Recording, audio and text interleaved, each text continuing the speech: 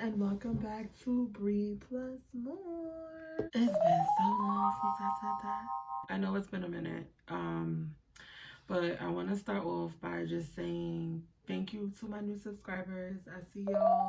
I know it's been a hot minute since I dropped any content, and I am going to explain. I'm here to explain myself.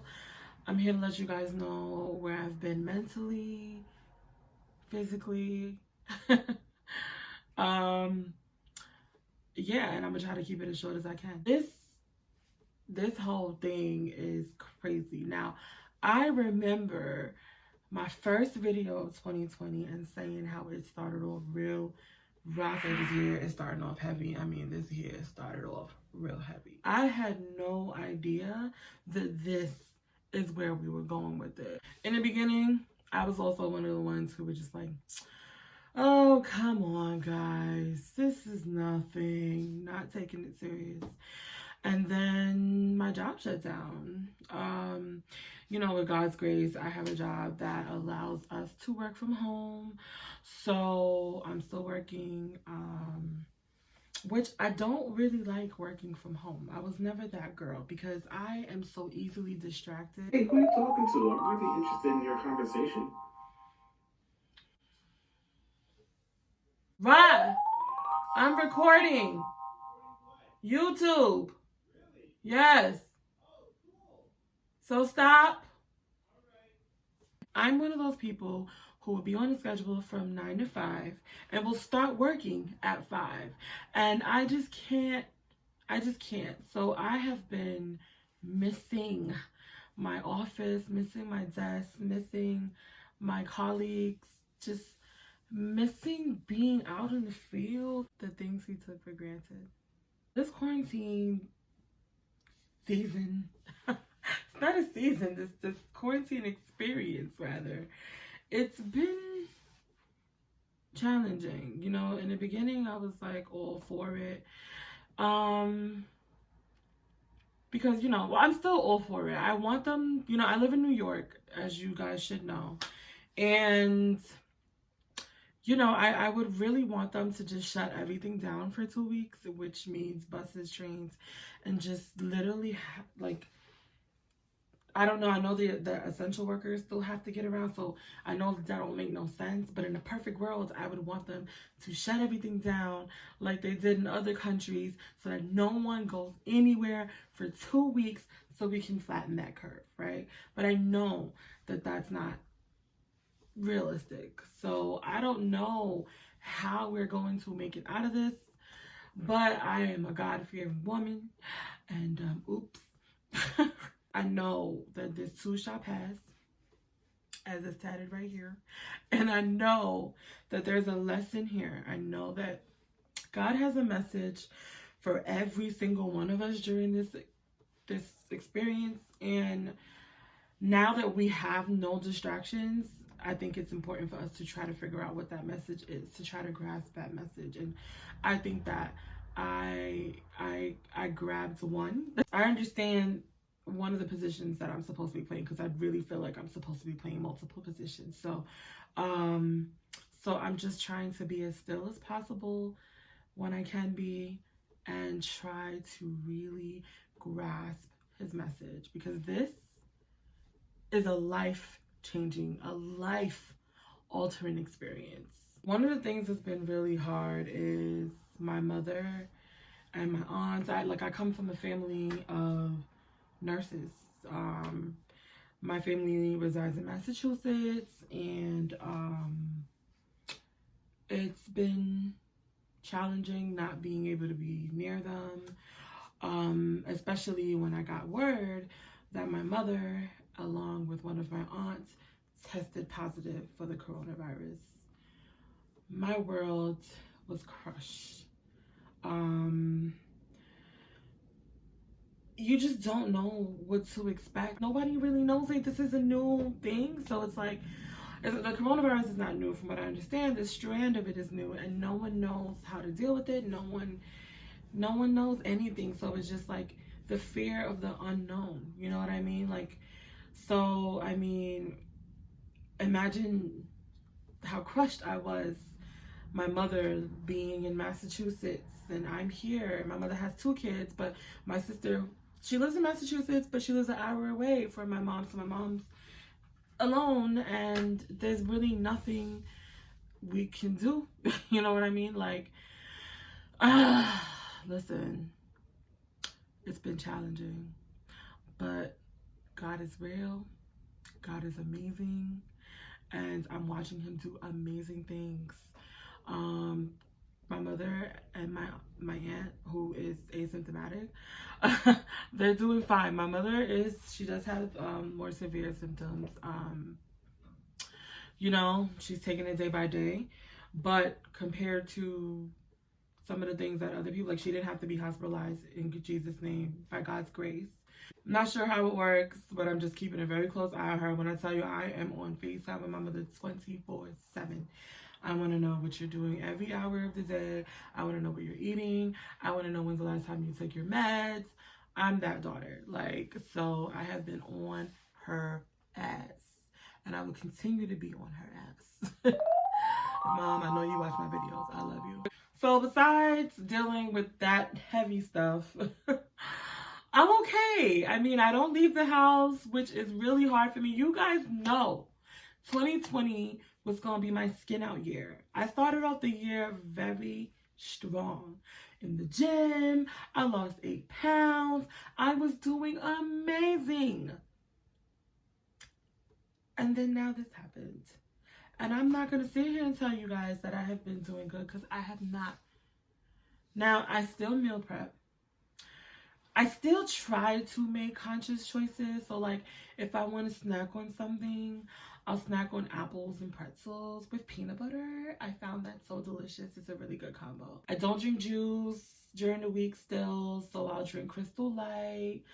I still meal prep my vegetable and protein, but I think that where I'm messing up is, you guys know, I juiced in the morning and I juiced in the afternoon. So now I don't wake up early enough to have breakfast and lunch. Do I? I do. I make time. You know what happened? I eat my dinner at 7 or 7:30 now, as opposed to 5. So I am eating three meals. And you guys know I was drinking 2 and eating 1. Now I'm eating all 3. And that's the problem. So the last time I weighed myself, I actually gained 4 pounds. And that was for the month of March. And I'm supposed to be gearing up to weigh myself at the end of this month. And I'm scared. Because aside from me messing up by eating bread when I don't normally eat bread, or having a bowl of cereal when I would normally juice, I'm also not active. I say every day, okay, Sabrina, you're going to get up and you're going to go for a walk. Then the day passes and I'm in the house literally all day. I try not to stay in my room. I'm not in bed all day, but I'm sitting on a couch. I'm literally a couch potato every single day for the past 4 weeks. And that blows my mind. It drives me crazy. I feel horrible. This is somebody that is used to getting up at 6 o'clock in the morning, 4 times a week, getting it in the gym, coming home, eating, well, drinking, and getting ready for work and not coming home until 10 p.m. Now to go from such an active day to literally doing nothing but on Zoom calls all freaking morning and afternoon, and then I eat dinner, and then I'm here. And I'm not watching TV. I watched Love is Blind. I caught up on that. But other than that, I haven't watched anything. The TV's on, but I'm not watching it. I'm literally on social media. Like, social media have consumed me in a way that is scary. And I'm trying to break those chains so that I can try to be more productive. Now, I've learned some things along the way, but I just want to get active. So, you know, the first week that we were quarantined, I think I worked out 3 days that week. But I just don't feel like, I don't feel that burn when I work out at home versus working out at the gym. Like, first of all, I love cardio. When I do cardio, when I walk on that treadmill, I feel like I did something.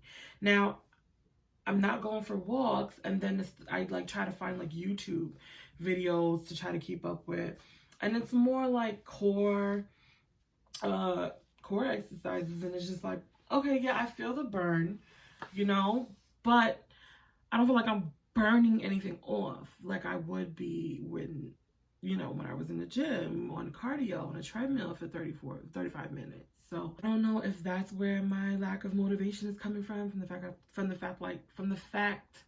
that I feel like I'm wasting my time. I just need to try to walk. I need to get up at 6 the way that I was at the gym and just walk around my neighborhood, and I'll get it right. But if I keep up like this, guys,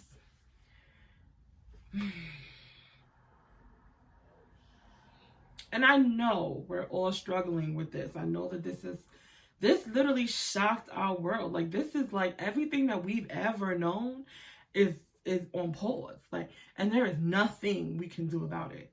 So I know that this is different, and I know that it's going to take a while to adjust. But it doesn't help that, you know, it's not like, okay, so we know that we're going to be here for this amount of time. So, okay, so all we got to do is just, you know, figure it out for this amount of time, and then we get back to our lives. We don't know how long we're going to be sitting at home. We don't know, you know what I mean, like, who's going to get, like, sick and, you know, things like that. Like, I am a hypochondriac. My biggest fear was my mom catching it, and she did. You know what I mean? So it's like, I sit here and I drive myself bonkers with my thoughts, like bonkers. And how are you supposed to try to eat right and be active and all that when mentally I'm not right? Like, how you gonna win when you ain't right within? Come again. So it's been tough. It's been really tough.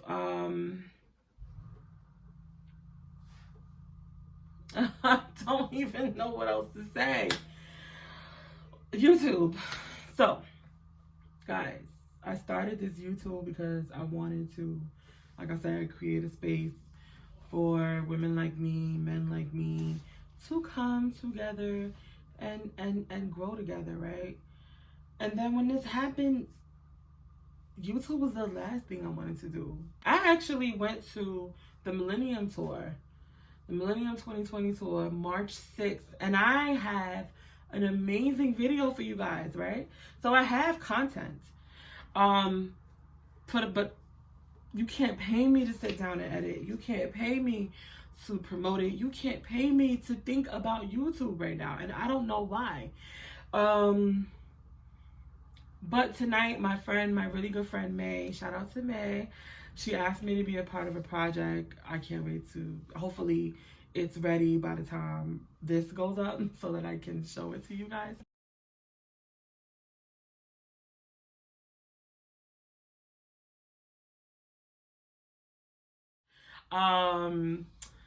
So I had to get dressed and put on makeup, which is the first time that I've done this since quarantine. Like, I have not put on makeup or anything like that. So I was just like, all right, since I'm feeling a little cute, I can get up on here and talk a little bit.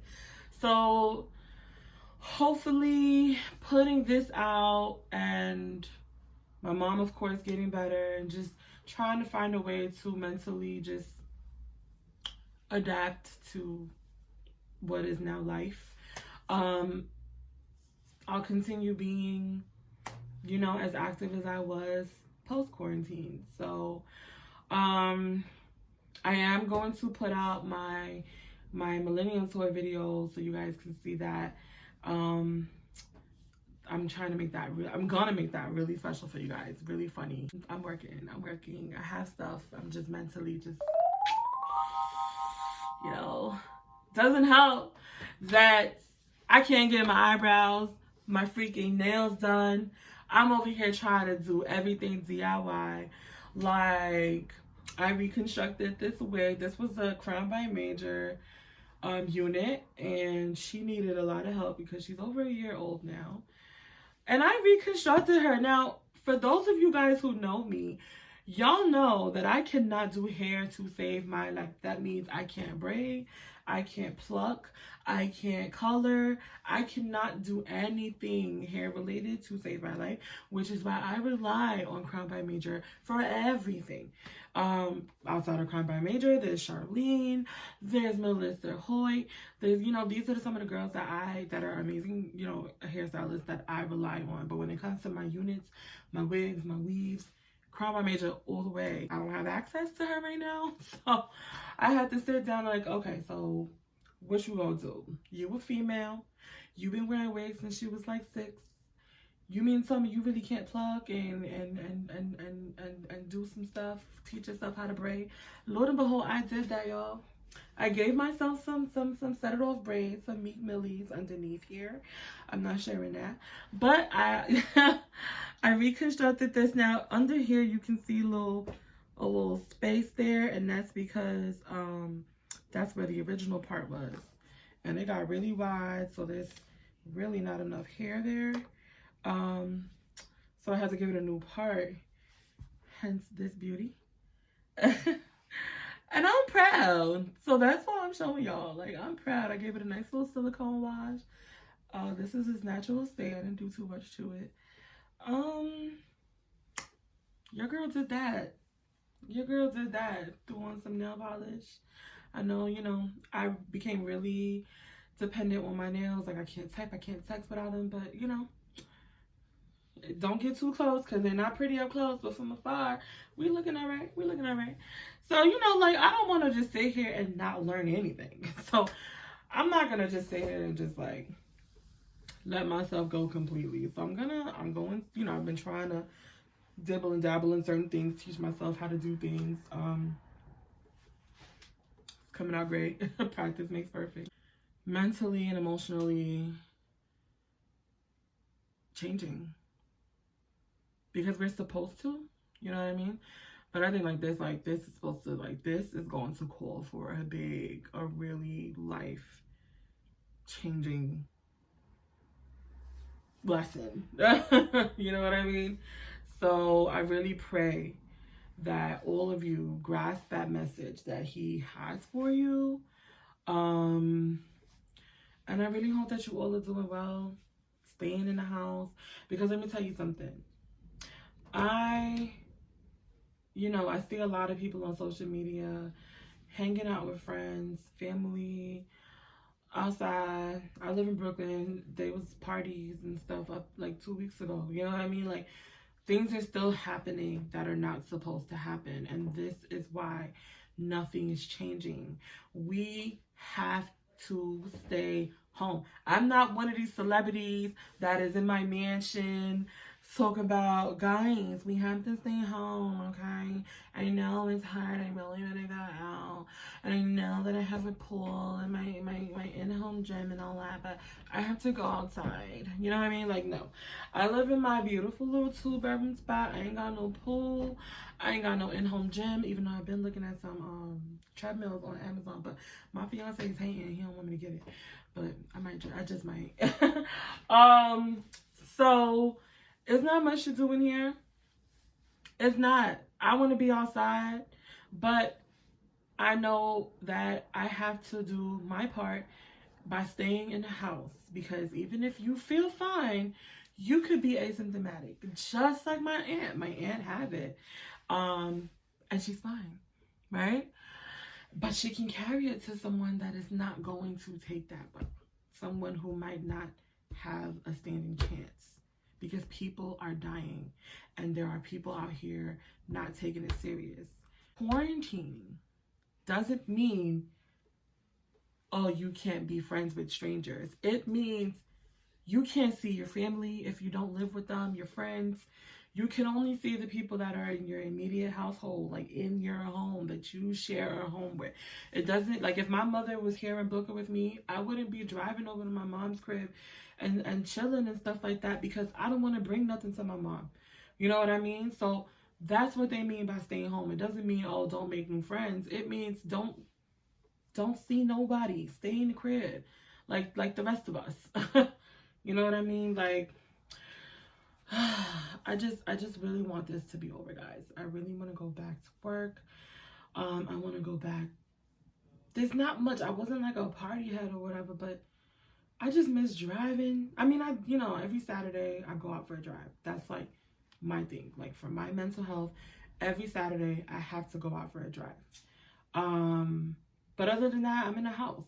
I miss driving to work. I miss cursing about not being able to find parking by my office. Like, I miss being able to go food shopping at whatever time I want, because now I have to get up at 6:30 to be at the market for when they open, because I'm trying to avoid the lines. Like, it's crazy. It's crazy. And I just want the simple things back. That's it. That is it.